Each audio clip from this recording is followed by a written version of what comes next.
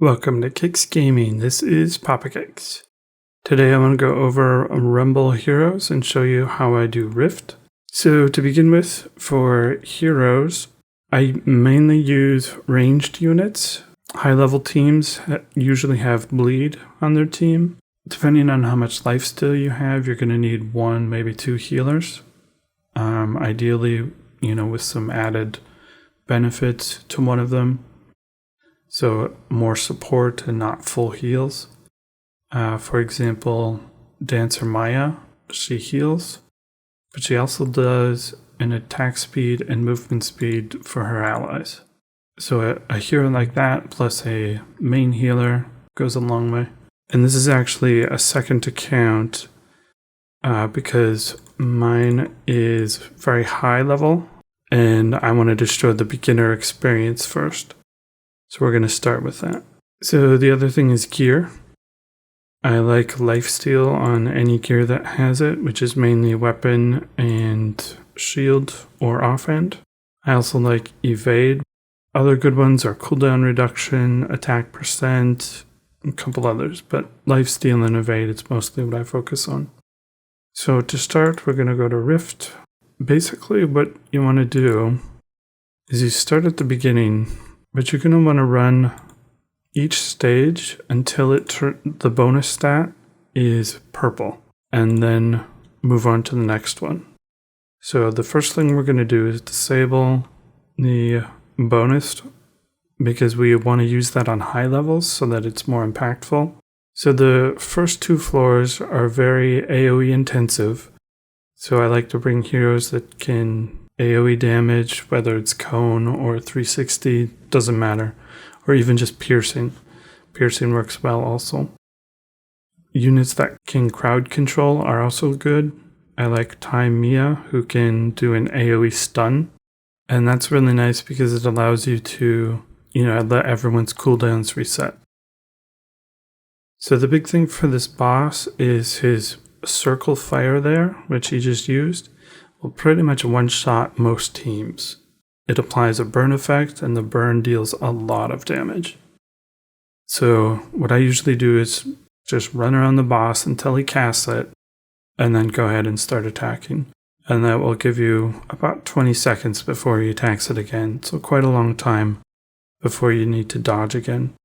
One other thing that's useful is it can be hard to see your team's health sometimes. So what I like to do is kind of move back every once in a while. That way if one hero is getting hit repeatedly by all the ranged monsters or something like that, I'm moving them out of the way and hopefully somebody else will start getting hit and keep that hero alive. It also gives your team time to regen a little bit depending on your healer. It also gives them time to let their cooldowns reset. You can tell that a hero's cooldown reset is if the hero flashes white. So you can be running around, wait for that white flash, and then stop moving and let them attack again. So after the run, you can change your bonus stat. But basically what you want to do is, like I said, you want to get everything purple or better. When you do reroll, it costs twice as much each roll.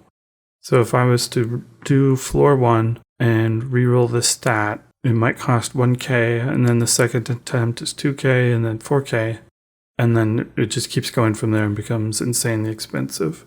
So I recommend doing 2 or possibly 3 rerolls depending on how many rift stones you have. So once you've got purple or better, you can move to your next highest floor and just keep going until you can't go any further. Then once you get to that spot where you can't really progress anymore, then go ahead and turn on the additional rewards. Make sure it's a floor that you can absolutely complete. So if you fail on 12, maybe go down to 10 or something like that. So we're going to run 12 with the bonus active, and hopefully I don't fail. And that last run I got 900 rift stones, and with the bonus you get, I don't know if it's 10 times the amount, but it's in the 90,000, 100,000 riftstone range. And that gives you a ton more opportunities to reroll the stats that you want. So once you have that big surplus, then you can go back to the other floors and start running them over and over until you get the purple or yellow stat. One thing that changed recently is that the Rift floor progress no longer resets each week. So before, if I was on floor 40 and at the end of the week it resets, I would go back down to like 25-ish. That means I have to regrind those 15 floors. Well, in the latest patch, they eliminated that, and now as long as you're below 50, it will not reset. And I presume that if you're above 50, it'll just reset down to 50 and not lower. So that's a really good change, and it means it's now worth grinding all of these floors and getting the yellow stat on each one. Okay, my 90k is apparently much closer to the 30 to 40 range Rift level, but 23k is still really good. And then with the bonus, it's another 11k. So now we can reroll 2 to 3 times, and we'll stop if we get purple or better. And we got junk, but now it's too expensive to reroll anymore, so we'll confirm. And we want to turn that off unless we ran out of Rift Stones. And then we would just go back through all of these floors until we get purple or better. And eventually, this is my other account. Your stats will look closer to this. And this is really good because if you see, I have over 1,000 extra damage and almost 3,000 extra hit points. So that makes a huge difference and allows me to go much further than I would be able to with my normal gear and heroes. So once you have all the stats you want and you're making good progress, you're going to want to go to the highest floors that you can successfully complete consistently, because you don't want to waste this Rift bonus, because it's a chance to give you a symbol as well as high quality gear. The symbol is the piece of gear that goes on the equipment statue right here, and it will give you they're always specific to a hero, but it gives like cooldown reduction, bonus damage, things like that. But it's always specific to that one hero. And then it also has stats depending on how rare it is. Yellow gives 3 stats, purple gives 2. So using the Rift bonus gives you those, and they're quite nice and worth it. And then you also have a chance for gear. So if you look at my sword here, I enhanced it to plus 13, so it's really good, but it also started really, really good. So as a comparison, we have the normal drop, and it gives 53 attack, and this is the Rift equivalent. It gives 123 attack. This probably dropped on a floor 30 plus, but even like floor 10 gear is still so much better than your normal gear. The other thing that you want to do is, if you have a lot of purple stones, they disappear when this resets. So there's 3 days and 2 hours left. This will go down to 0 at that time. So you don't want to sit there with 1 million Rift Stones and then lose them all. So if you have a bunch, go crazy and try and get purple or better, or even yellow, so that you use them up before the reset.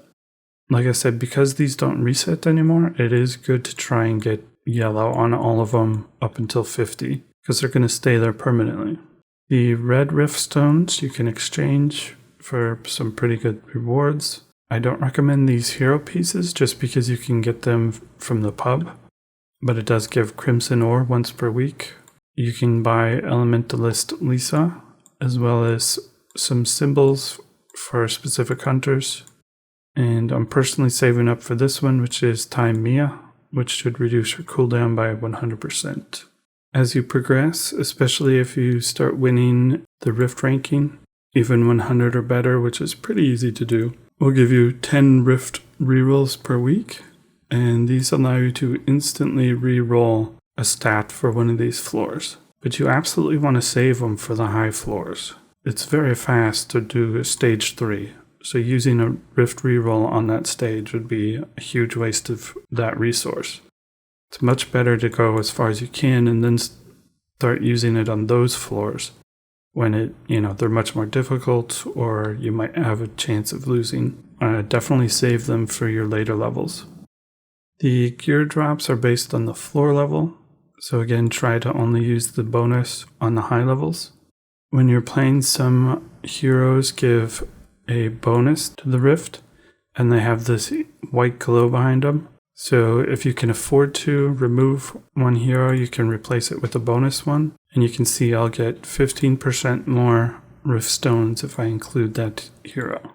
And this changes either every day or every week, I'm not sure. On Reddit, somebody posted a spreadsheet that is in Korean, so presumably a Korean player posted it. It shows you, they have a tier list, and it's based on the top heroes, but you can see the teams that everyone was using at high levels. One of the things that you'll notice is there's a lot of poison, a lot of bleed. Almost all of these use St. Grace, which is no longer available, so hopefully we're able to get that back. Time Mia has the crowd control I already talked about, and Austin, I believe, has a AoE frost debuff, which allows you to kind of slow all the enemies near you. So that's a good one as well. It also tells you what relics are equipped on what hero. So that's about all there is to it.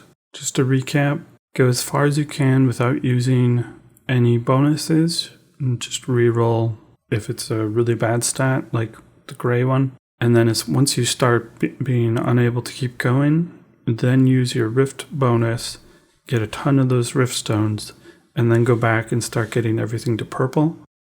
And, keep doing that, progressing even further. Use another rift stone, and now you can go back and start getting yellow stats on all of your bonus rolls. Avoid the fire, should be pretty simple, but he does cast that circle, and then about 20 seconds later he'll cast it again, and about 10 seconds after that he will cast an AoE cone in front of him. Alright, let me know if you liked this video. Leave a comment if you did, if there's anything I missed or you have advice for myself or other players. Let me know in the comments. Thanks for watching, and I'll see you tomorrow. Maybe. Papa Kicks out.